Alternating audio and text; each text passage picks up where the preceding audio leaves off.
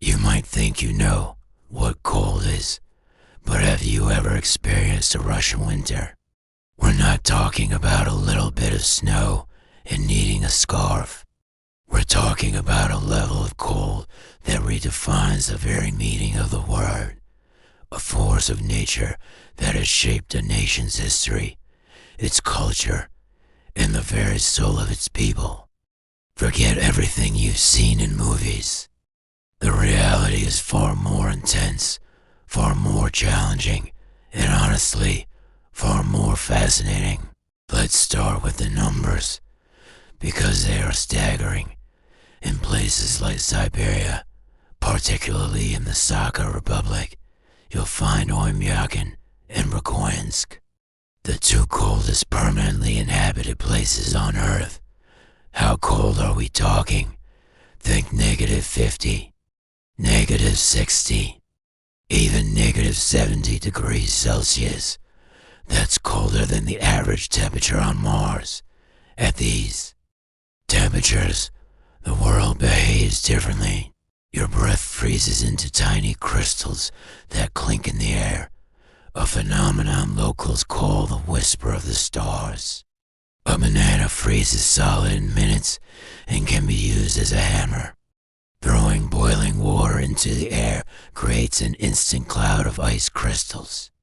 It's a world straight out of a fantasy novel, except it's very, very real. For the people who live there, this isn't a novelty, it's just life. You don't just go outside, you prepare for battle. Layering isn't just a fashion choice, it's a survival technique. You start with thermal underwear, then add wool, then a fleece layer, and finally, a massive fur or down-filled coat, called a shuba.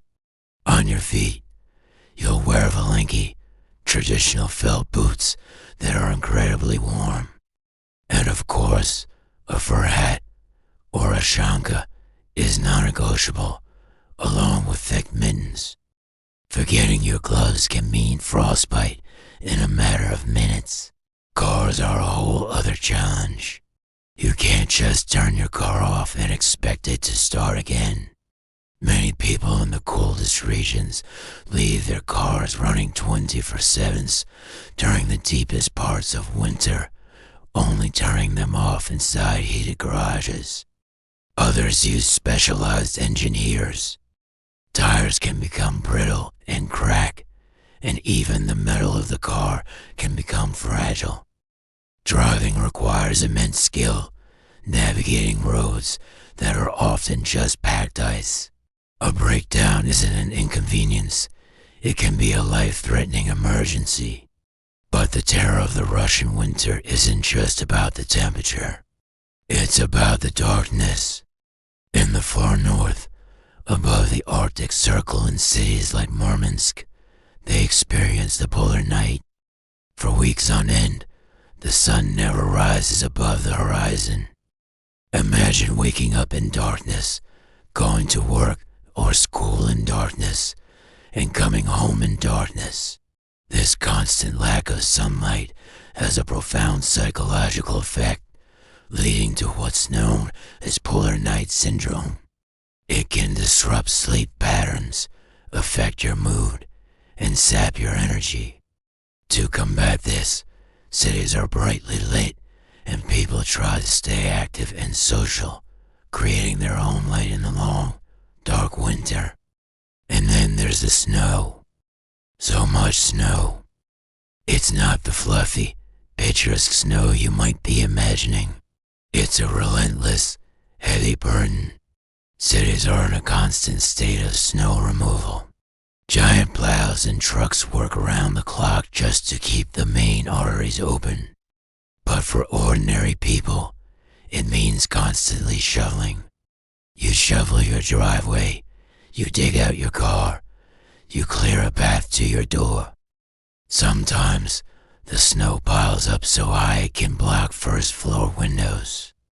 It's a physical, back-breaking chore that is simply part of the daily winter routine. This extreme environment has, throughout history, been Russia's greatest defender?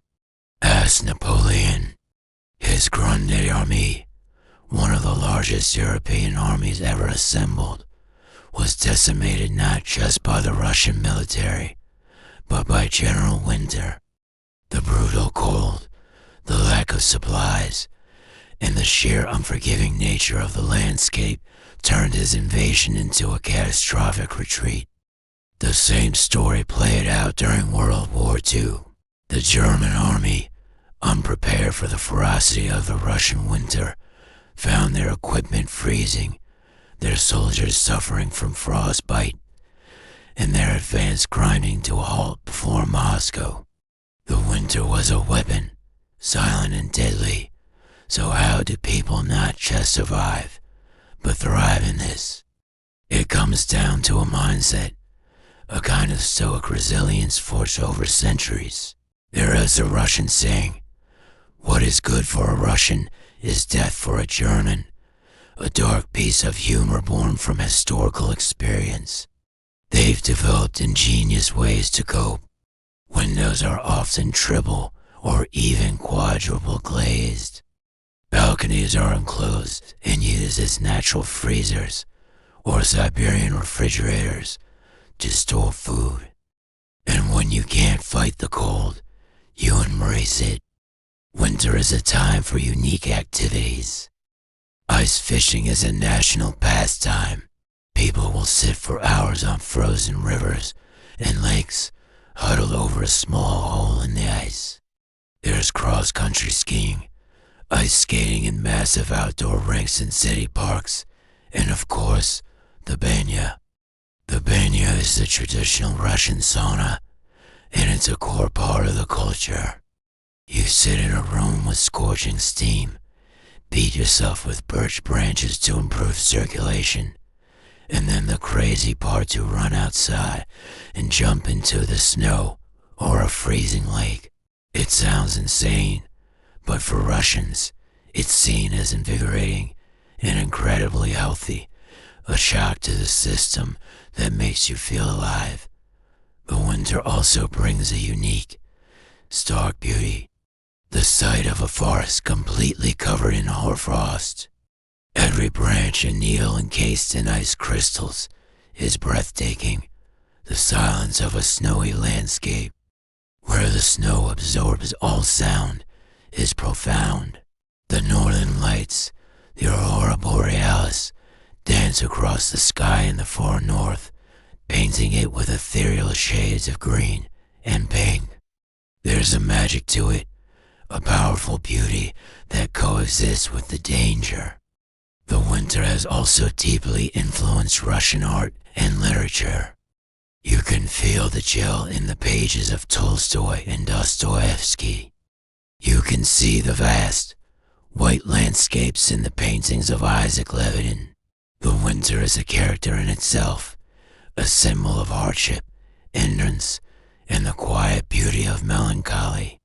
It shapes the national character, fostering a sense of community and mutual reliance.